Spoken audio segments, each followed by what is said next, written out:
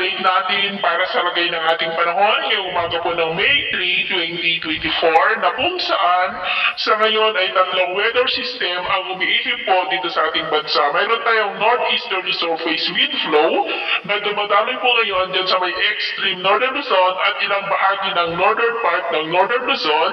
at mayroon pong intertropical convergence zone na patuloy na nag-i-extend dyan po sa may southeastern part ng Mindanao. Habang mainit pa rin na hangin na mula sa silangan o yung tinatawag natin na easterlies ang dominanteng hangin na umiihip po sa silangan ng Luzon, Visayas at ilang bahagi ng Mindanao. At sa ating long range forecast na nanatili pa rin na walang bagyo na namamataan na tatawid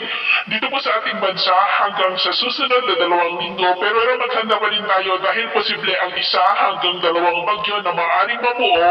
at papasok sa ating area of responsibility ngayong buwan ng Mayo na lalapit dyan po sa may eastern section ng Visayas na posible rin na makaapekto sa malaking bahagi ng Luzon.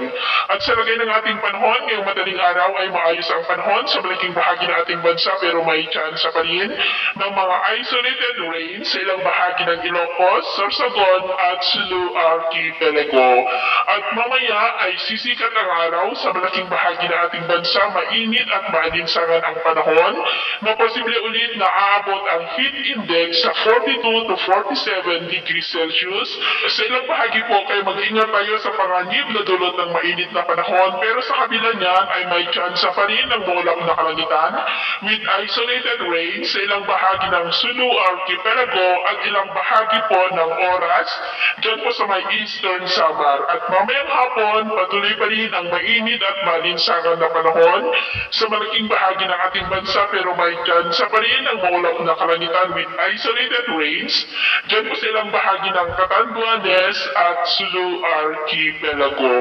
At sa atin naman po mga baybayin, wala naman po tayong nakataas na namang warning signals pero ibayong mag-ingat lamang po kung papalaod tayo para mas makaiwas sa mga sakunang pangkaragdagan.